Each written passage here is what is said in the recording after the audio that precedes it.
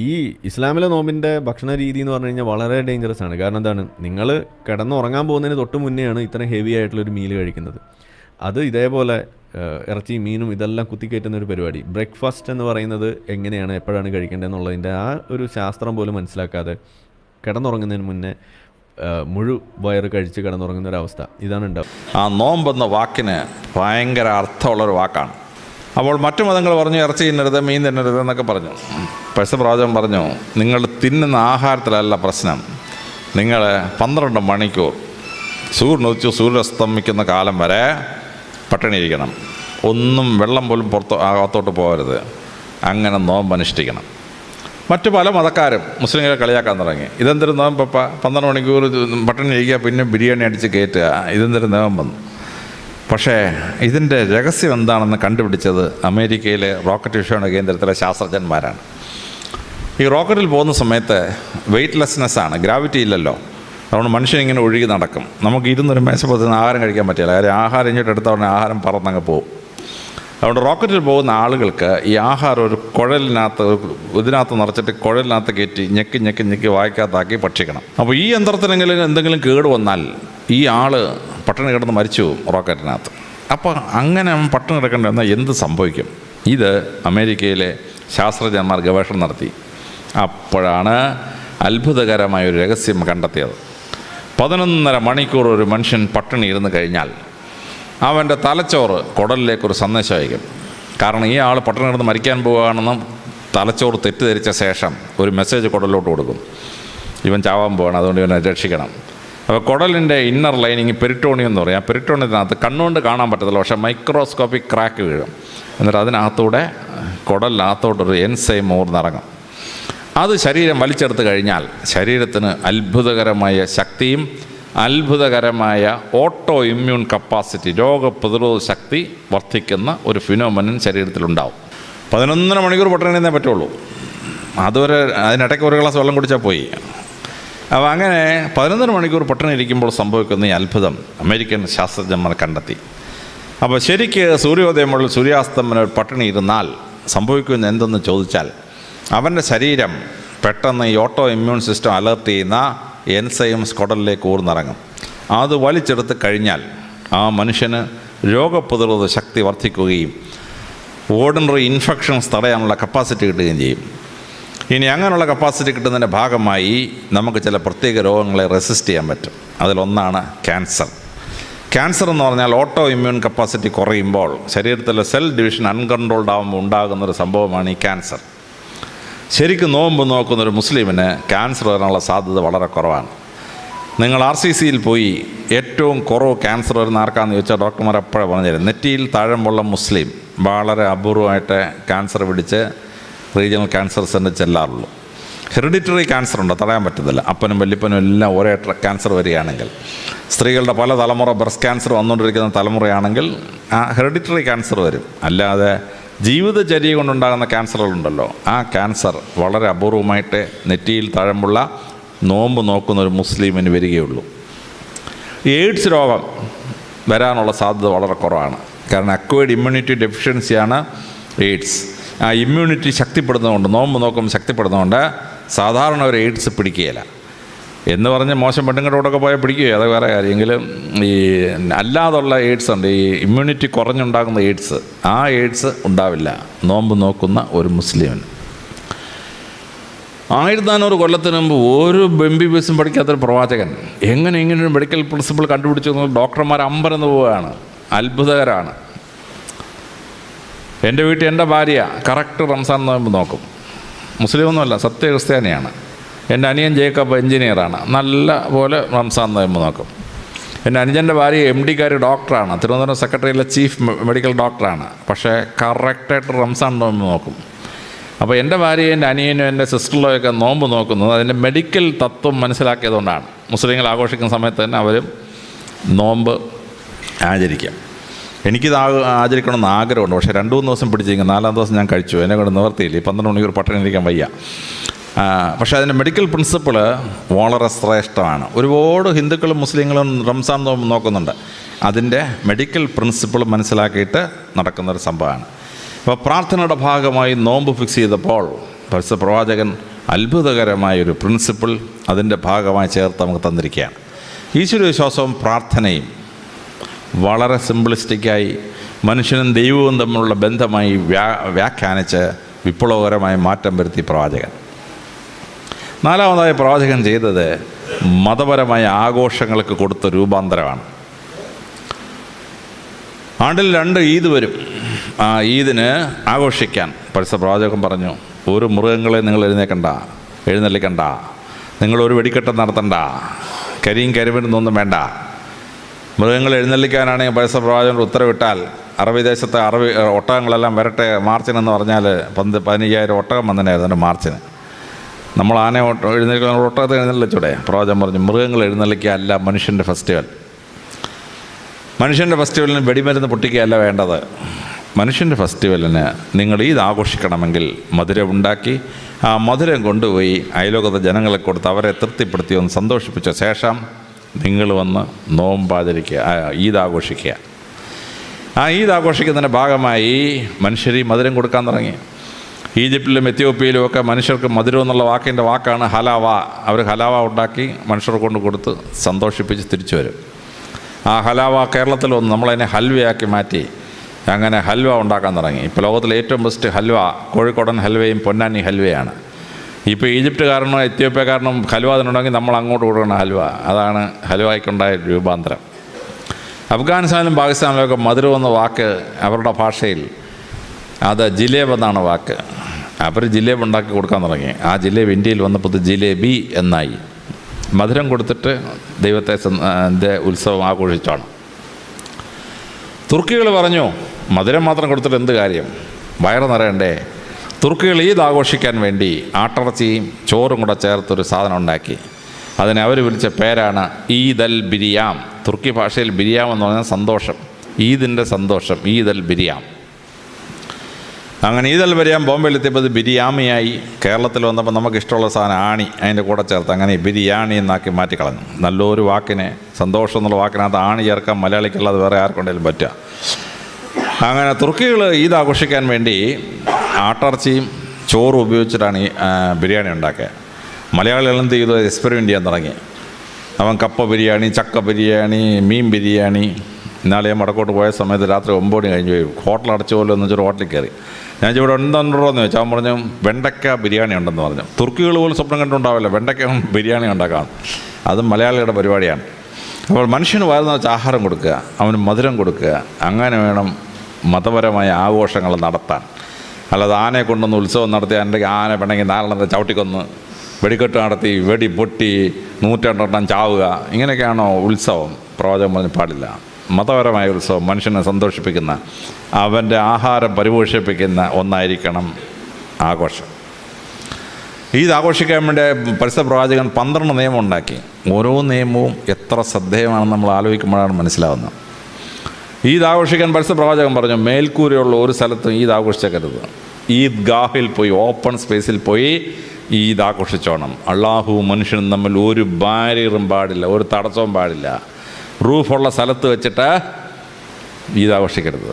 മനുഷ്യൻ നേരെ ദൈവത്തോട് പ്രാർത്ഥിക്കണം. No barriers in between. പരിശുദ്ധ പ്രവാചകൻ പറഞ്ഞു, ഈദ് ആഘോഷിക്കണമെങ്കിൽ മണ്ണിൽ ചവിട്ടുന്ന ഈദ് ആഘോഷിക്കണം. ഒരു ചെരുപ്പും കാലിലെങ്ങും പാടില്ല. മനുഷ്യൻ മണ്ണാണ്, അവൻ മണ്ണിലേക്ക് പോകും. ആ മണ്ണിൽ ചവിട്ട് നിന്നിട്ട് ഞാൻ ആരാണെന്ന് മനസ്സിലാക്കിയിട്ട് വേണം അവൻ ഈദിന് പ്രാർത്ഥിക്കാൻ. വേറും മണ്ണിൽ ചവിട്ടി വേണം അവൻ പ്രാർത്ഥിക്കാൻ. പരിശുദ്ധ പ്രവാചകൻ പറഞ്ഞു, ഈദ് ആഘോഷിക്കാൻ പോകുമ്പോൾ ആ പോകുന്ന വഴി കൂടെ തിരിച്ചു വരരുത്. പോകുന്ന വഴി കൂടെ തിരിച്ചു പോയവൻ തന്നെ തിരിച്ചു വന്നേ. ഈദ് പ്രാർത്ഥിച്ചു കഴിഞ്ഞാൽ man should be completely transformed as a new human being. അതുകൊണ്ട് ഒരു വഴി കൂടെ ഈദിന് പോയാൽ വേറൊരു വഴി കൂടെ കറങ്ങിയിട്ടേ വീട്ടിലെത്താവൂ. He shall be completely transformed.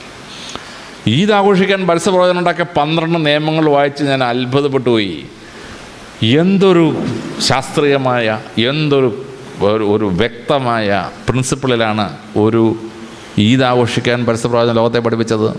ലോകത്തിലേതെങ്കിലും മതം ഇങ്ങനെ സിംപ്ലിസ്റ്റിക്കായി മറ്റാർക്കും പരിക്ക് പറ്റാത്ത സന്തോഷിപ്പിക്കുന്നൊരു ഉത്സവം ഓർഗനൈസ് ചെയ്തിട്ടുണ്ടോ? ഇല്ല. അവിടെയാണ് ഈദ് ആഘോഷിക്കാൻ പരിശുദ്ധ പ്രവാചകൻ ഉണ്ടാക്കിയ 12 നിയമങ്ങളും നമ്മളെ അത്ഭുതപ്പെടുത്തുന്നത്. മതത്തിൻ്റെ ആഘോഷങ്ങൾക്ക് പ്രവാചകൻ മാറ്റം വരുത്തി. അഞ്ചാമതായി പരിശുദ്ധ പ്രവാചകൻ ചെയ്തത് വളരെ ശ്രദ്ധേയമായ ഒരു തത്വമാണ് മനുഷ്യാവകാശം. മനുഷ്യനായി ഭൂമിയിൽ മറ്റുള്ളവരെ കാണണം, ഉച്ചനീചത്വങ്ങൾ പാടില്ല. പരിശുദ്ധ പ്രവാചകൻ ആ മനുഷ്യത്വം എന്താണെന്ന് ലോകത്തെ പഠിപ്പിച്ചു. പരിശുദ്ധ പ്രവാചകൻ ശിഷ്യന്മാരിങ്ങനെ ഇരിക്കുമ്പോൾ ഒരു യഹൂദൻ മരിച്ചവൻ്റെ ഡെഡ് ബോഡി ഇങ്ങനെ വരികയാണ്. പരിശുദ്ധ പ്രവാചകൻ നേരെ പോയി തലക്കെട്ടെടുത്ത് മാറ്റി അതിനെ വണങ്ങി ശേഷം തിരിച്ചു വന്നു. അബൂബക്കർ ഒന്നാമത്തെ ഖലീഫയാണ്. അദ്ദേഹം ചോദിച്ചു, എന്ത് കാണിച്ച അതൊരു യഹൂദൻ്റെ ഡെഡ് ബോഡിയല്ലേ, അതിനെ പോയി വന്ദിക്കുമോ? പരിശുദ്ധ പ്രവാചകൻ പറഞ്ഞു, അബൂബക്കറെ, അതൊരു യഹൂദൻ്റെ ഡെഡ് ബോഡി അല്ല, ഒരു മനുഷ്യൻ്റെ ശവശരീരമാണ്, അതിനെ ബഹുമാനിക്കണം. അതാണ് നിങ്ങൾ ചെയ്യേണ്ടത്, മനുഷ്യനെ ബഹുമാനിക്കണം. ഇന്നൊരു ശവശരീരം പോകുമ്പോൾ ഒരു സബ് ഇൻസ്പെക്ടർ വണ്ടിയും കൊണ്ട് വന്നാൽ സബ് ഇൻസ്പെക്ടർ വണ്ടി നിർത്തി ഇറങ്ങി അതിന് ഉപചാരം അർപ്പിക്കും.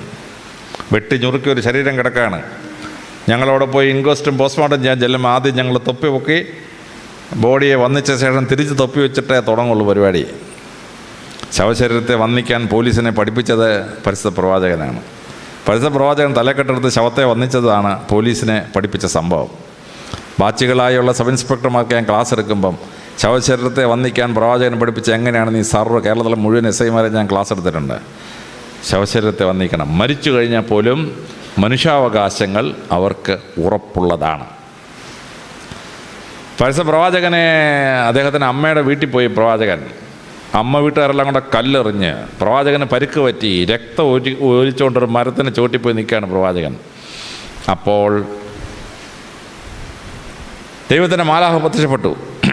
പ്രവാചക, ഇവരെ അങ്ങ് സംഹരിച്ചേക്കട്ടെ എന്ന് ചോദിച്ചു. പ്രവാചകൻ പറഞ്ഞു, അള്ളാഹു അങ്ങ് പരമകാരുണികനാണ്, അങ്ങ് കരുണയാണ് കാണിക്കേണ്ടത്. ഇവർക്കിപ്പോൾ ഞാൻ പ്രസംഗിക്കുന്നത് മനസ്സിലാവുന്നില്ല, അതുകൊണ്ട് അവരെന്നെ കല്ലെറിഞ്ഞെന്നുള്ളേ ഉള്ളൂ. ഏതാനും വർഷത്തിന് ശേഷം അവർക്ക് സത്യമൊക്കെ മനസ്സിലാവും, അവരിഞ്ഞ് വന്നോളൂ എന്ന് പറഞ്ഞു. മാലാഖ ചോദിച്ചപ്പോൾ സാധാരണ മനുഷ്യനാണെങ്കിൽ അവന്മാരെല്ലാം ഒന്ന് ശരിയാക്കേക്കാൻ പറഞ്ഞതിനായിരുന്നു. പ്രവാചകൻ പറഞ്ഞു, നോ, പരമാവനായ അള്ളാഹു കരുണ വേണം മനുഷ്യനോട് കാണിക്കാൻ. അവർ കുറച്ച് കഴിയുമ്പോൾ സത്യം മനസ്സിലാകുമ്പോൾ തിരിച്ചു വന്നോളും, മനുഷ്യത്വപരമായി അവരോട് ഡീൽ ചെയ്യാൻ പറഞ്ഞു. പരിശുദ്ധ പ്രവാചകൻ സ്വർഗാരോഹണം ചെയ്യുന്നതിന് മുമ്പ് ചെയ്തൊരു പ്രസംഗമുണ്ട്, ആരെങ്കിലും വായിച്ചിട്ടില്ലെങ്കിൽ അത് വായിക്കണം.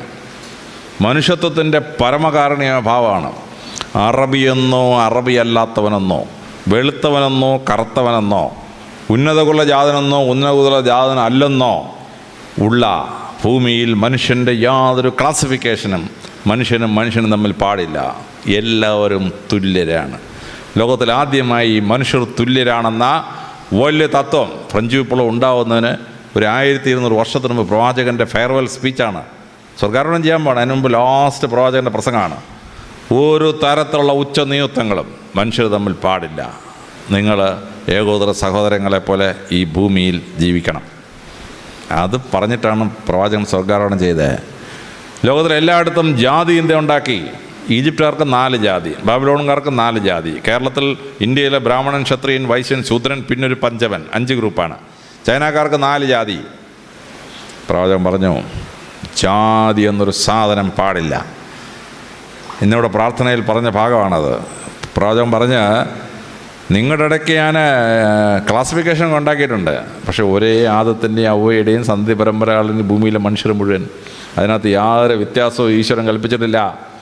ഏകോദര സഹോദരങ്ങളോട് ജീവിക്കണം. പിന്നെ നിങ്ങളെ തിരിച്ചറിയാൻ വേണ്ടി ചില ക്ലാസിഫിക്കേഷനൊക്കെ ഉണ്ട്, പക്ഷേ നിങ്ങളെല്ലാം ഒരപ്പൻ്റെ അമ്മയുടെ മക്കളാണെന്ന് നിങ്ങൾ ധരിച്ചു കൊള്ളണം. അതാണ് പരിശുദ്ധ ഖുർആൻ പഠിപ്പിച്ചത്. അതാണ് പ്രവാചകൻ ഫെയർവെൽ സ്പീച്ചിൽ പഠിപ്പിച്ചത്. എല്ലാ മനുഷ്യരും തുല്യരാക്കി. ഇസ്ലാം ഈജിപ്തിൽ ചെല്ലുമ്പോൾ 4 കക്ഷിയുള്ളൊരു ഗ്രൂപ്പായിരുന്നു, 4 ജാതി ഉണ്ടായിരുന്നു. ഇസ്ലാം ഈജിപ്തിലെ ജാതികളെ തുടച്ചു നീക്കി. ഇന്ന് ഈജിപ്തിലെ ഫറോ രാജാവിൻ്റെ സന്ധി പരമ്പരപ്പെട്ട ആരാണ്, അവിടുത്തെ അടിമയുടെ സന്ധി പരമ്പരപ്പെട്ട ആരാണെന്ന് ഈജിപ്തിൽ കണ്ടുപിടിക്കാൻ പറ്റുമോ? കണ്ടുപിടിക്കാൻ പറ്റില്ല. ബാബിലോണിൽ 4 ജാതി ഉണ്ടായിരുന്നു. ബാബിലോണിലെ 4 ജാതികളും തുടച്ചു നീക്കി, എല്ലാവരും തുല്യരാക്കി. ഇന്ത്യയിൽ 4 വർണ്ണങ്ങളും 800 ജാതികളും 8000 ഉപജാതിയുമുള്ള ഒരു സമൂഹമായിരുന്നു ഇന്ത്യ. ഇന്ത്യയിൽ ഇസ്ലാം വന്നു. ഇസ്ലാം മതം എന്തുണ്ടായി? ജാതി ചിന്ത തുടച്ചു നീക്കി. ഇന്ന് ഒരു മുസ്ലിം ബ്രാഹ്മണൻ പണ്ട് വേദം ചേർന്നവനാണോ, ശൂദ്രൻ വേണ്ടത് ചേർന്നവനാണോ, SC വേദം ചേർന്നവൻ കണ്ടുപിടിക്കാൻ പറ്റുമോ? കണ്ടുപിടിക്കാൻ പറ്റില്ല. കാരണം ജാതിയില്ല. ഒരിക്കൽ ഇസ്ലാം മതം സ്വീകരിച്ചു കഴിഞ്ഞാൽ എല്ലാവരും തുല്യരാണ്. മഹാനായ ഹറൂൺ അൽ റഷീദ് ഉമായത് കാലിഫേറ്റിൻ്റെ അബ്ബാസിഡ് കാലിഫേറ്റിൻ്റെ വലിയ റൂളറാണ്. AD 780 മുതൽ 808 വരെ ഭരിച്ചിരുന്ന ആൾ.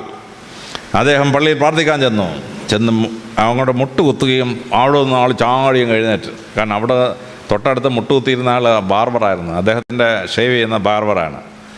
ചാടി എഴുന്നേറ്റ് ഹറൂൺ അൽ റഷീദ് ചോദിച്ചു, നീ എന്താണ് ചാടി എഴുന്നേക്കുന്നത്? അയ്യോ, ചക്രവർത്തിയുടെ കൂടെ ഞാൻ മുട്ടുകുത്താനോ? ഹറൂൺ റഷീദ് ചോദിച്ചു, എന്തോ ചക്രവർത്തിയുടെ? അല്ലാഹുവിൻ്റെ മുമ്പിൽ നീ ഞാൻ ഒന്നാ. ഞാനിപ്പോൾ എനിക്കൊരു ജോലി ചക്രവർത്തിയായിട്ട് ദൈവം തന്നിരിക്കുന്നു, നീ ബാർബർ. അതുകൊണ്ട് എന്താണ്, തൊഴിലനുസരിച്ച് മനുഷ്യനെ വേർതിരിക്കാനോ? പാടില്ല. നമ്മളെല്ലാവരും തുല്യരാണ്. ഹറൂൺ അൽ റഷീദും ബാർബറും തൊട്ടപ്പുറത്തും മുട്ടുകുത്തിയിരുന്ന് പ്രാർത്ഥിച്ച് ഇസ്ലാം പള്ളിയിൽ. കാര്യം അള്ളാഹുവിന് മുമ്പിൽ എന്തോ ചക്രവർത്തി, എന്തൊരു ബാർബർ. ക്രിസ്തുമതം ഇവിടെ വന്നു. ക്രിസ്തുമതത്തിൽ ഓരോരുത്തർ കുടുംബവും പറയും, ഞങ്ങൾ ബ്രാഹ്മണൻ വേദം, ഞങ്ങൾ നായർ വേദം ചേർന്നാണ്, ഇവൻ പുലയ ക്രിസ്ത്യാനിയാണ്, മറ്റവൻ മൂക്രിയാണ്, പാക്രിയാണെന്നൊക്കെ പറയും. ഇസ്ലാമിൽ പാക്രിയില്ല, പൂക്രിയില്ല. ഏത് ജാതിയിൽ നിന്നാണ് ഇവൻ ഇസ്ലാമിൽ ചേർന്നതെന്ന് ഒരു കുടുംബവും കണക്ക് സൂക്ഷിക്കുന്നില്ല. ചൈനയിലെ ഉഗ്യൂർ പ്രോവിൻസിൽ ഇസ്ലാം പിടിച്ചെടുത്തു. ഉഗ്യൂർ പ്രോവിൻസിൽ പണ്ടത്തെ മംഗോളിയൻ ആരാണ്, പണ്ടത്തെ മാഞ്ചു ആരാണ്, പണ്ടത്തെ ചിങ് ഡൈനാസ്റ്റിപ്പെട്ടവൻ ആരാണെന്ന് ഒന്നും അറിഞ്ഞൂടാ. ഈക്വലൈസ്ഡ്. ജാതി വ്യവസ്ഥ ഇല്ലാതാക്കി, മനുഷ്യർ തമ്മിലുള്ള വേർതിർത്തി ഇല്ലാതാക്കി ഇസ്ലാം ഏതൊക്കെ രാജ്യത്തിൽ പോയിട്ടുണ്ടോ അവിടെ ഒരു ജാതിയില്ല. Everybody is equal. ഇതാണ് ഇസ്ലാമിൻ്റെ അത്ഭുതം. പരിശുദ്ധ പ്രവാചകൻ്റെ ഒരു അത്ഭുതമാണ്. മനുഷ്യാവകാശങ്ങൾ പരിപാലിച്ചു. ഇനി മനുഷ്യാവകാശങ്ങൾ പരിപാലിച്ചതുപോലെ തന്നെ താഴ്ന്ന ജീവികളുടെ മനുഷ്യാവകാശം വരെ അദ്ദേഹം സംരക്ഷിച്ചു കൊടുത്തു. ബദർ യുദ്ധം നടക്കുകയാണ്, സൈന്യം പോവുകയാണ്. അപ്പോൾ ഒരു പട്ടി പ്രസവിച്ചിറക്കാണ്, ഒരു നായ പ്രസവിച്ചിറക്കാണ്. പരിശുദ്ധ പ്രവാചകൻ പറഞ്ഞു, സൈന്യം വഴിമാറി പോകാൻ പറഞ്ഞു. ആ മൃഗം പ്രസവിച്ച് കിടക്കുമ്പോൾ അതിൻ്റെ ശല്യം ഉണ്ടാക്കാൻ പാടില്ല. സൈന്യം വഴിമാറി പോകാൻ തുടങ്ങി. അപ്പോഴും പ്രവാചകൻ അറിയാം, ഈ പോലീസിൻ്റെ സ്വഭാവം അറിയാം. ഈ പോലീസിനും പട്ടാളത്തിന് യൂണിഫോമും കാലം ഒരു ഷൂസും കിട്ടിയാലുണ്ടല്ലോ എന്തിനേയും തൊഴിച്ച് കളയും. അതാണ് പോലീസിൻ്റെ സ്വഭാവം. ഇവൻ തൊഴിക്കുമെന്നുള്ള അദ്ദേഹത്തിന് അറിയാം. അദ്ദേഹം 2 പട്ടാളക്കാരെ അവിടെ കാവൽ നിർത്തി. ആ പട്ടിക്കൊന്നും പറ്റാതെ നോക്കിക്കോണം, എല്ലാ സൈന്യം പോയി കഴിഞ്ഞാൽ നിങ്ങൾ 2 ഇനി വരാമെന്ന് പറഞ്ഞു. മൃഗത്തിന് പോലും സംരക്ഷണം, മൃഗത്തിന്, മനുഷ്യന് മാത്രമല്ല മൃഗത്തിന്. പ്രവാചകൻ പറഞ്ഞ രസകരമായ കഥയുണ്ട്. ഒരു വേശ്യസ്ത്രീ സ്വർഗത്തിൽ പോയ കഥയാണ്. ഒരു പ്രോസ്റ്റിറ്റ്യൂട്ട് ഇങ്ങനെ നടന്നു വരുമ്പോൾ ഒരു പട്ടി ഒരു കിണറിൻ്റെ ചുറ്റും കിടന്ന് ഓടുന്നു. കുറച്ച് കഴിഞ്ഞ് ദാഹിച്ച് വെള്ളം കിട്ടാതെ അതിങ്ങനെ തളർന്നങ്ങ് വീണ്. അപ്പം അതുവഴി ഒരു പ്രോസ്റ്റിറ്റ്യൂട്ട് വന്നു. ആ പ്രോസ്റ്റിറ്റ്യൂട്ട് സ്വർഗത്തിൽ ചെന്നപ്പം അള്ളാഹു പറഞ്ഞു, കയറിപ്പൊക്കോളാൻ പറഞ്ഞു. മലക്ക് പറഞ്ഞു, അള്ളാഹു ഈ സ്ത്രീ ഭൂമിയിലൊരു പാപനിയായ സ്ത്രീയാണെന്ന് അങ്ങേക്ക് അറിഞ്ഞൂടെ, അങ്ങനെയാണ് ഈ സ്ത്രീ കയറിപ്പോൻ പറഞ്ഞത്. അള്ളാഹു പറഞ്ഞു, വിവരം അറിയാതെ മലക്കെ സംസാരിക്കരുത്, ഞാൻ നിന്നോട് കഥ പറഞ്ഞു തരാമെന്ന് പറഞ്ഞു. കിണറിൻ്റെ തീരത്ത് പട്ടി കുഴഞ്ഞു വീണപ്പോൾ ആ സ്ത്രീ എന്ത് ചെയ്യുന്നറിയാമോ? ആ സ്ത്രീ തൻ്റെ വസ്ത്രത്തിന് കുറേ ഭാഗം വലിച്ച് കീറി ഒരു കയറ് പോലെ ഉണ്ടാക്കി, ഷൂസ് കെട്ടി വെള്ളത്തിലേക്ക് ഇറങ്ങി. ഒരു ഷൂസ് വെള്ളം പട്ടിയുടെ വായിൽ ഒഴിച്ചു കൊടുത്തു. പട്ടി കുറച്ച് ജീവനൊക്കെ വീണ് നിന്ന്. 2ാമതൊരു ഷൂ ഒഴിച്ചു കൊടുത്തു. 3ാമതൊരു ഷൂ ഒഴിച്ചു കൊടുത്തു. 3 ഷൂസ് നിറച്ച് വെള്ളം കിട്ടിയപ്പം പട്ടി എഴുന്നേറ്റ് വാലാട്ടിയിട്ട് പോയി. പട്ടി ആയതുകൊണ്ട് വാലാട്ടി, മനുഷ്യനാണെങ്കിൽ 2 കുരയും കൂടെ കൊളുത്തന്നെയായിരുന്നു മനുഷ്യൻ്റെ സ്വഭാവത്തിന്. അപ്പോൾ ഇത് പറ്റി 3 തവണ വെള്ളത്തിട്ടപ്പം ഷൂസും കേടായിപ്പോയി. പിന്നെ ആ ഷൂസ് നടക്കാൻ പറ്റുമോ? ഒരു ഷൂസ് പോയാൽ പിന്നെ മറ്റൊരു ഷൂസ് കൊണ്ട് കാര്യമുണ്ടോ? തിളച്ച മണലിലൂടെ ആ സ്ത്രീ നടന്നുപോയി. കാലിനടിവശം പൊള്ളി. ഷൂസ് വാങ്ങിക്കണ്ടേ? അന്ന് രാത്രി വീണ്ടും വ്യഭിചരിച്ചു. ആ പൈസ കൊണ്ട് അവൾ ഷൂസ് വാങ്ങിച്ച്. അങ്ങനെ ഒരു പട്ടിയുടെ ജീവൻ രക്ഷിച്ചതിന് ഈ സ്ത്രീ സ്വർഗം അർഹിക്കുന്നു. മൃഗങ്ങളോട് ദയ കാണിക്കുക, മനുഷ്യനോട് ദയ കാണിക്കുക. ഇത് ഇസ്ലാമിൻ്റെ വലിയ തത്വങ്ങളാണ്. മനുഷ്യാവകാശം എന്ന് പറയുന്ന വലിയ അവകാശങ്ങൾ ഇസ്ലാം സ്ഥാപിച്ചു കൊടുത്തു എന്നുള്ളതാണ്. 6ാമതായി പരിശുദ്ധ പ്രവാചകൻ ലോകത്തെ പഠിപ്പിച്ച വലിയൊരു പാഠമാണ്. അത് സെക്യുലറിസം എന്ന് പറഞ്ഞ പാഠമാണ്. മതചിന്തകൾക്കതീതമായി സംസാരിക്കണം, മതചിന്തകൾക്കതീതമായി. പരിശുദ്ധ പ്രവാചകൻ്റെ ഒരു ജീവിതം ലോകത്തെ ഇങ്ങനെ മാറ്റിമറിച്ചത് എങ്ങനെയെന്ന് പഠിക്കുമ്പോഴാണ് നമ്മൾ അത്ഭുതത്തോടുകൂടി ആ ജീവിതത്തെ മനസ്സിലാക്കേണ്ടി വരുന്നത്. പരിശുദ്ധ പ്രവാചകൻ ലോകത്തെ മാറ്റിമറിച്ചത് ഏറ്റവും ആദ്യത്തേത് ദൈവസങ്കല്പത്തിലുള്ള മാറ്റമായിരുന്നു. ഭൂമിയിൽ ആദ്യമായി മനുഷ്യൻ പ്രകൃതി ശക്തികളെ ആരാധിച്ചിരുന്നു. ഇടി ഒരു ദൈവം, മഴയൊരു ദൈവം, ആകാശം ഒരു ദൈവം, ഇങ്ങനെ പ്രകൃതി ശക്തികളൊക്കെ ദൈവങ്ങളാക്കി മാറിയിരുന്നു. സൂര്യന് ദൈവം, ചന്ദ്രനൊരു ദൈവം, ഇങ്ങനെയായിരുന്നു. ഇങ്ങനെ വിശ്വസിച്ച ജനസമൂഹം അതിനുശേഷം സൂമോർഫിക് ഗോഡ്സ് എന്ന് പറയുന്ന മൃഗങ്ങളുടെ ഷേപ്പുള്ള ദൈവസങ്കല്പത്തിലേക്ക് മാറി. കാളയൊരു ദൈവം, പശു ഒരു ദൈവം, കുറുക്കനൊരു ദൈവം, ഇങ്ങനെ ഓരോ സ്ഥലത്ത് ദൈവസങ്കല്പത്തിന് സൂമോർഫിക് ഗോഡ്സ് എന്ന് പറയപ്പെടുന്ന ദൈവങ്ങളാണ്. അതിൻ്റെ അടുത്ത ഘട്ടം എത്തിയപ്പോൾ മനുഷ്യനും മൃഗം കൂടെ ചേരുന്ന ഒരു രൂപമായി ദൈവത്തിൻ്റെ ഭാവം. അപ്പോൾ നൂബിസ് എന്നൊരു ദേവനുണ്ട് ഈജിപ്തുകാർക്ക്, പകുതി കുറുക്കൻ പകുതി മനുഷ്യൻ. ഇന്ത്യക്കാർക്ക് ഒരു നരസിംഹമുണ്ട്, പകുതി സിംഹം പകുതി മനുഷ്യൻ. ഈജിപ്തുകാരുടെ വലിയ ദേവനാണ് ഹോറസ്, തല പരുന്താണ്, ശരീരം മനുഷ്യൻ്റെയാണ്. യൂറോപ്പിലെ പ്രസിദ്ധനായ ഒരു ദേവനുണ്ടായിരുന്നു കാസ്റ്റർ, തല മനുഷ്യൻ്റെയാണ്, ഉടൽ കുതിരയുടെയാണ്. നമുക്ക് തന്നെ ഗണപതി സങ്കല്പമുണ്ട്, ആനയും മനുഷ്യനും കൂടെ ചേർന്ന സങ്കല്പം. അപ്പോൾ മിക്സഡ്, മൃഗവും മനുഷ്യനും ചേർന്ന ഒരു ദൈവഭാവം ഉണ്ടായി. അത് കഴിഞ്ഞപ്പോൾ മനുഷ്യൻ ആന്ത്രോപോമോർഫിക് ഗോഡ്സ് എന്ന സങ്കല്പം ഉണ്ടായി. ദൈവം മനുഷ്യനെ പോലിരിക്കും, 2 കണ്ണ്, 1 മൂക്ക്, 1 ചെവി, ഇങ്ങനെ ദൈവം മനുഷ്യനെ പോലിരിക്കുകയാണ്. ദൈവം മനുഷ്യനെ പോലെ ചിന്തിക്കും, മനുഷ്യ സ്ത്രീകളെ കണ്ടാൽ ദൈവത്തിന് വികാരം വരും, ഇങ്ങനെയൊക്കെയാണ് പരിപാടികൾ. അപ്പോൾ ഇതിങ്ങനെ വന്ന സമയത്താണ് മനുഷ്യൻ ദൈവത്തെ പോലെ ഇരിക്കുമെന്നുള്ള, ദൈവങ്ങൾ ഭൂമിയിൽ വന്ന് മനുഷ്യ സ്ത്രീകളുമായി ബന്ധമുണ്ടാക്കി കുട്ടികളെ ജനിപ്പിക്കും, ദൈവത്തിന് ഭാര്യ, മക്കൾ, ഇങ്ങനെയൊക്കെയുള്ള സങ്കല്പമാണ്. അങ്ങനെ ദൈവസങ്കല്പം സ്റ്റക്കായി നിൽക്കുന്ന അവസരത്തിൽ പരിശുദ്ധ പ്രവാചകൻ വന്ന് ദൈവസങ്കല്പത്തെ മാറ്റിമറിച്ചു. Formless God. ദൈവത്തിന് ഫോമില്ല, ദൈവത്തിന് കണ്ണിൽ പക്ഷേ കാണാം, ചെവിയിൽ പക്ഷേ കേൾക്കാം. Formless God. ആ ഫോംലെസ് ഗോഡ് എന്ന് പറയുന്നത് അതിഗംഭീരമായ ഒരു വിപ്ലവമാണ്. ദൈവത്തെ ഫോംലെസ് ആക്കി മാറ്റി. ദൈവത്തിന് ഭാര്യയില്ല, മക്കളുമില്ല, ദൈവത്തിന് പുത്രനുമില്ല, പുത്രിയില്ല. ദൈവം ദൈവമാണ്, മനുഷ്യൻ മനുഷ്യനാണ്. ഇത് അതിശ്രദ്ധേയമായ ഒരു സങ്കല്പം ദൈവസങ്കല്പത്തെ മാറ്റിമറിച്ചു. മറ്റു സമൂഹങ്ങളിൽ ദൈവം എണ്ണത്തിൽ വളരെ കൂടുതലായിരുന്നു. ഇന്ത്യയിൽ തന്നെ 33 കോടി ദേവന്മാരുണ്ടായിരുന്നു. യൂറോപ്യന്മാരുടെ ദൈവങ്ങളെല്ലാം കൂടെ എണ്ണിയാൽ 12,000-ന് മേളിലായിരുന്നു. ഈജിപ്തുകാരുടെ ദൈവങ്ങളെല്ലാം കൂടെ കൂട്ടിയ 1000-ന് മേളിലാണ്. പരിശുദ്ധ പ്രവാചകൻ പറഞ്ഞു, 1 ഗോഡ്, മോണോതെയിസം. ക്രിസ്തുവിന് 1400 വർഷങ്ങൾക്ക് മുമ്പ് അക്കനാത്തോൺ എന്ന് പറഞ്ഞൊരു ഒരു ഫറോ രാജാവാണ് ആദ്യം ഏകദൈവ വിശ്വാസം പറഞ്ഞത്. അയാളെ തല്ലിക്കൊന്നു, അയാളുടെ മോൻ തീയെ തല്ലിക്കൊന്നു. അതാണ് തൂത്തൻകാമൻ എന്ന് പറയുന്നത്. തൂത്തിനെ തല്ലിക്കൊന്നു. 22 വയസ്സായപ്പോഴേ മരിച്ച്. പിന്നെ മൂസ നബി ഏകദൈവ വിശ്വാസം പറഞ്ഞു, പിടിച്ചിരിക്കാൻ പ്രയാസം. പക്ഷെ ലോകചരിത്രത്തിൽ മറ്റുള്ളവരെല്ലാം പരാജയപ്പെട്ടപ്പം ഏകദൈവ വിശ്വാസം, ഭൂമിയിൽ ഒരു ദൈവമേ ഉള്ളൂ, ആ വിശ്വാസത്തിലേക്ക് ലോകത്തെ കൊണ്ടുവന്നത്, ഫോംലെസ് ഗോഡ് എന്ന സങ്കല്പം കൊണ്ടുവന്നത് പരിശുദ്ധ പ്രവാചകൻ്റെ ഈശ്വര സങ്കല്പത്തിലുള്ള അത്യത്ഭുതകരമായ വിപ്ലവമാണ്. ആ വിപ്ലവത്തിൻ്റെ ഭാഗമായ പരിശുദ്ധ പ്രവാചകൻ രണ്ടാമതൊരു വലിയ വിപ്ലവം ഉണ്ടാക്കി. ദൈവത്തോട് പ്രാർത്ഥിക്കേണ്ടത് എങ്ങനെ? പണ്ട് ദൈവത്തിന് തൃപ്തി വരണമെങ്കിൽ മനുഷ്യൻ്റെ കുഞ്ഞുങ്ങളെ ബലി കൊടുക്കണം. ഗ്രീക്കുകാർ ട്രോയ് യുദ്ധത്തിന് പോവുകയാണ്. ട്രോയ് യുദ്ധത്തിന് പോകുമ്പം ഒരു പെൺകുട്ടിയെ ബലി കൊടുക്കണം. അപ്പം ആരെങ്കിലും ഒരു പെൺകുട്ടിയെ ബലി കൊടുക്കാൻ കൊണ്ടുവന്നാൽ 5000 സ്വർണ്ണ നാണയം കൊടുക്കാമെന്ന് പറഞ്ഞു. അഗമെമ്നോൺ ആരും കൊടുത്തില്ല. യുദ്ധം ചെയ്യിക്കണ്ടേ? അഗമെമ്നോൺ എന്ത് ചെയ്തു? തൻ്റെ സ്വന്തം മകൾ 13 വയസ്സുള്ള ഇഫിജീനിയ എന്ന് പറയുന്ന പെൺകുട്ടിയെ, ആ പെൺകുട്ടി ഹൈഡ്ര എന്ന ആ കുട്ടിക്ക് വേറൊരു പേരുണ്ട്, ആ കുട്ടിയെ കൊണ്ടുവന്നും വെട്ടി ഞുറുക്കി ദൈവത്തിന് ബലി കൊടുത്തു. പോയി ട്രോയ് യുദ്ധം ജയിച്ചു. സ്വന്തം മക്കളെ ബലി കൊടുക്കണം. ഇബ്രാഹിം നബിയുടെ കാലത്ത് ഉണ്ടായിരുന്ന ആ തെറ്റിദ്ധാരണ, അദ്ദേഹം മകനെ ബലി കൊടുക്കണമെന്ന് ദൈവം പറഞ്ഞു. അങ്ങാർക്ക് അങ്ങ് തോന്നി. അങ്ങാര് മോനെ ബലി കൊടുക്കാൻ കൊണ്ടുപോയി. ദൈവം ഇടപെട്ടു, നീ കുഞ്ഞിനെ ബലി കൊടുക്കണ്ടെന്ന് പറഞ്ഞു, പകരം ആടിനെ ബലി കൊടുത്താളാൻ പറഞ്ഞു. അങ്ങനെയാണ് ഈ മട്ടൺ ബിരിയാണി ഉണ്ടാക്കുന്ന പരിപാടിയൊക്കെ നമ്മൾ പഠിച്ചത്. മട്ടണെ തിന്നുക, ദൈവം മനുഷ്യരെ വേണ്ട. അമേരിക്കയിലെ മായൻ സംസ്കാരവും അസ്ട്രക് സംസ്കാരവും അവർ എത്രത്തോളം മനുഷ്യൻ്റെ രക്തം ഒഴുക്കുന്നു അത്രത്തോളം ദൈവത്തിന് തൃപ്തിപ്പെടുമെന്നാണ്. UN പ്രസിദ്ധമായ ഒരു ഇതുണ്ട്, വേൾഡ് ഹെറിറ്റേജ് സൈറ്റ് ചിച്ചൻ ഇറ്റ്സയുടെ പിരമിഡ് ഉദ്ഘാടനം ചെയ്തപ്പോൾ 20,000 മനുഷ്യരെ കൊണ്ടുവന്ന് നെഞ്ച് പിളർന്ന് ചങ്കും കൂപ്പോടും ദൈവത്തിന് കൊടുത്തു. എന്തിനാണ് ദൈവത്തിന് തൃപ്തിപ്പെട്ടത്? ഇങ്ങനെ മനുഷ്യബലി മൃഗബലിയിലേക്ക് മാറി.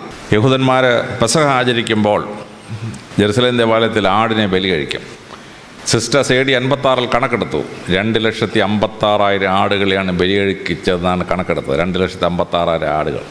അങ്ങനെ ആടിൻ്റെ ബലി നടന്നുകൊണ്ടിരിക്കുന്ന അവസരത്തിലാണ് യേശുക്രിസ്തു വന്നിട്ട് ആ ബലിയെ അഗ്രികൾച്ചറൽ പ്രോഡക്ട്സ് ഉപയോഗിച്ച് പ്രാർത്ഥിക്കാമെന്ന് പഠിപ്പിച്ചത്. അപ്പവും വീഞ്ഞും വെച്ച് പ്രാർത്ഥിക്കുക. അപ്പവും വീഞ്ഞും അഗ്രികൾച്ചറൽ പ്രോഡക്ട്സാണ്. അങ്ങനെ അഗ്രികൾച്ചറൽ പ്രോഡക്ട്സ് ഉപയോഗിച്ചുള്ള ഒരു പ്രാർത്ഥനയായി മാറി. അങ്ങനെ കാനിബാളിസത്തിൽ തുടങ്ങി മൃഗബലി എന്ന് പറയുന്ന സുവോളജിക്കൽ ബലിയായി, പിന്നെ ബോട്ടാണിക്കൽ ബലിയായി. അങ്ങനെ ഇരിക്കുന്ന സമയത്താണ് പരിശുദ്ധ പ്രവാചകൻ അത്ഭുതകരമായ വിപ്ലവം ഉണ്ടാക്കിയത്. പ്രവാചകൻ പറഞ്ഞു, ദൈവത്തെ സന്തോഷിപ്പിക്കാൻ ഒരു മൃഗത്തെയും കൊല്ലണ്ട, ഒരു സസ്യത്തെയും കൊല്ലണ്ട. നിങ്ങൾ ദൈവത്തോട് നേരിട്ടങ്ങ് പ്രാർത്ഥിച്ചാൽ മതി. No form of worship, no bloodshed is required. ദൈവത്തോട് പ്രാർത്ഥിക്കാൻ. അങ്ങനെ ഈ ബലി എന്ന സങ്കല്പം മാറ്റി നേരിട്ട് ദൈവത്തോട് പ്രാർത്ഥിക്കേണ്ട സിസ്റ്റം കൊണ്ടുവന്നു. ആ സിസ്റ്റം കൊണ്ടുവന്നപ്പോൾ പ്രവാചകൻ ചെയ്തത് അത്യത്ഭുതകരമായ ഒരു മെഡിക്കൽ സയൻസാണ്. പ്രവാചകൻ പ്രാർത്ഥിക്കാൻ നേരം സമയം ഫിക്സ് ചെയ്തു. വെളുപ്പാങ്കാലത്ത് 4 മണിക്ക് കമ്പൽസറി അല്ലാത്തൊരു നിസ്കാരമുണ്ട്. പക്ഷേ കമ്പൽസറി നിസ്കാരങ്ങൾ 5 എണ്ണം. സൂര്യൻ ഉദിക്കുന്നു, സൂര്യനെ കാണാൻ വയ്യ, സൂര്യരശ്മികൾ കാണാം, ഒരു നിസ്കാരം. ഒരു വടി നാട്ടിയാൽ വടിക്ക് നേരില്ലാതാവുന്ന അവസരത്തിൽ മിഡ് ഡേ സൂര്യൻ നേരെ വടിയുടെ മേളിൽ വരുന്ന സമയത്ത് 2ാമത്തെ നിസ്കാരം. ഒരു വടി നാട്ടിയാൽ വടിയുടെ നീളവും നേളിൻ്റെ നീളവും ഈക്വൽ ആകുമ്പോൾ സൂര്യരശ്മികൾ 45 ഡിഗ്രി ആംഗിൾ വരുമ്പോൾ അടുത്ത നിസ്കാരം. സൂര്യൻ അസ്തമിച്ചു, സൂര്യനെ കാണാൻ വയ്യ, സൂര്യരശ്മികൾ കാണാം, അടുത്ത നിസ്കാരം. ചന്ദ്രൻ ഉദിച്ചു കഴിഞ്ഞാൽ ചന്ദ്രരശ്മികൾ കൊണ്ട് വടിയുടെ നീളവും നേളിൻ്റെ വീതവും ഈക്വൽ ആകുമ്പം അടുത്ത നിസ്കാരം. 5 കമ്പൽസറി നിസ്കാരം. നാസയിലെ റോക്കറ്റ് വിക്ഷേപണ കേന്ദ്രത്തിലെ ശാസ്ത്രജ്ഞന്മാർ ഈ സമയമൊക്കെ ശ്രദ്ധിച്ചപ്പോൾ അത്ഭുതപ്പെട്ടു പോയി. കാരണം സൂര്യൻ്റെയും ചന്ദ്രൻ്റെയും പ്രപഞ്ചത്തിൻ്റെയും നീക്കങ്ങളനുസരിച്ച് മനുഷ്യൻ്റെ ശരീരത്തിൽ ഒരു ബയോളജിക്കൽ ക്ലോക്കുണ്ട്. ഈ ബയോളജിക്കൽ ക്ലോക്ക് ടേൺ ചെയ്യുന്ന പോയിൻറ്റ്സാണ് ഈ 5 എണ്ണം. ആ ബയോളജിക്കൽ ക്ലോക്ക് ടേൺ ചെയ്യുന്ന സമയത്ത് പ്രാർത്ഥിച്ചാൽ മനുഷ്യന് ആരോഗ്യം മാത്രമല്ല ബുദ്ധിശക്തിയും കിട്ടുന്ന അത്ഭുതം അവിടെ നടക്കുകയാണ്. വെളുപ്പിന് 4 മണി എന്ന് പറഞ്ഞാൽ കമ്പൽസറി അല്ലാത്ത നിസ്കാരം വെച്ചിരിക്കുന്ന സമയമോ അത് മനുഷ്യൻ്റെ തലച്ചോറിന് ഏറ്റവും കൂടുതൽ ബുദ്ധിശക്തി ഉണ്ടാകുന്ന സമയമാണ്. ഭാരതീയ പുരാണങ്ങൾ പറയുന്നു, ബ്രഹ്മമുഹൂർത്തേ ഉത്തിഷ്ഠേ. ബ്രഹ്മമുഹൂർത്തം വെളുപ്പിന് 4 AM തലച്ചോറിന് ഏറ്റവും ബുദ്ധി ഉണ്ടാകുന്ന സമയം. അപ്പോൾ പ്രപഞ്ചത്തിൻ്റെ നീക്കങ്ങളനുസരിച്ച്, സൂര്യൻ്റെയും ചന്ദ്രൻ്റെയും നക്ഷത്രങ്ങളുടെ നീക്കങ്ങളനുസരിച്ച് മനുഷ്യ ശരീരത്തിൽ മാറ്റമുണ്ടാകുന്ന സമയത്ത് പ്രാർത്ഥന കൊണ്ട് ഫിക്സ് ചെയ്തു പ്രവാചകൻ. തലച്ചോറിന് ഏറ്റവും ബുദ്ധി ഉണ്ടാകുന്ന സമയത്ത് പ്രാർത്ഥന കൊണ്ട് ഫിക്സ് ചെയ്തു പ്രവാചകൻ. 1400 കൊല്ലത്തിന് മുമ്പ് ഒരു MBBS പഠിച്ചിട്ടില്ലാത്ത പ്രവാചകൻ ഇത്ര ഗഹനമായി ഒരു മെഡിക്കൽ പ്രിൻസിപ്പിൾ എങ്ങനെ മനസ്സിലാക്കി എന്നുള്ളത് ഡോക്ടർമാരെ അമ്പരപ്പിക്കുന്ന ഒരു സംഭവമാണ്. അമ്പരപ്പിക്കുന്ന സംഭവം. പ്രാർത്ഥനയുടെ സമയം ഫിക്സ് ചെയ്തു. പ്രാർത്ഥിക്കാൻ നേരം ലോകത്തിൽ എവിടെയാണെങ്കിലും പ്രാർത്ഥിക്കാം.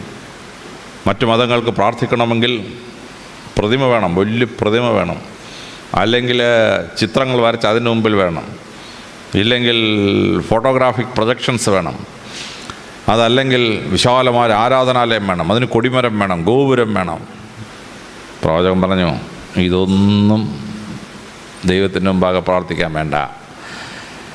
ഒരു വിഗ്രഹം ഉണ്ടാക്കണ്ട, ഒരു ചിത്രവും വരയ്ക്കണ്ട, ഒരു രൂപവും പ്രൊജക്റ്റ് ചെയ്യണ്ട, ദേവാലയത്തിന് ഗോപുരം വേണ്ട, ദേവാലയത്തിന് കൊടിമരവും വേണ്ട. എനിവേർ യു ക്യാൻ പ്രേ.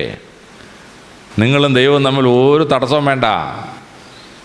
ഞങ്ങളെപ്പോൾ ആളുകൾ ട്രെയിനിൽ യാത്ര ചെയ്യുമ്പോൾ ഞങ്ങൾക്ക് മനസ്സിന് കുളിർമ ഉണ്ടാകുന്ന അനുഭവമുണ്ട്. പെട്ടെന്ന് വാങ്ക് വിളിക്കും. വാങ്ക് വിളിച്ചു കഴിഞ്ഞാൽ ട്രെയിനിൽ യാത്ര ചെയ്യുന്ന മുസ്ലിങ്ങൾ പെട്ടെന്ന് നടുക്കോട്ട് വന്ന് മുട്ടുകുത്തി ഒരു നിസ്കാരം, ചെറിയൊരു തോർത്ത് വിരിച്ച് ഒരൊറ്റ നിസ്കാരം. മറ്റുള്ള മതക്കാർക്ക് പരസ്യമായി പ്രാർത്ഥിക്കാൻ എന്തൊരു നാണക്കേടാണ്. മുസ്ലിങ്ങൾക്ക് പ്രശ്നമില്ല.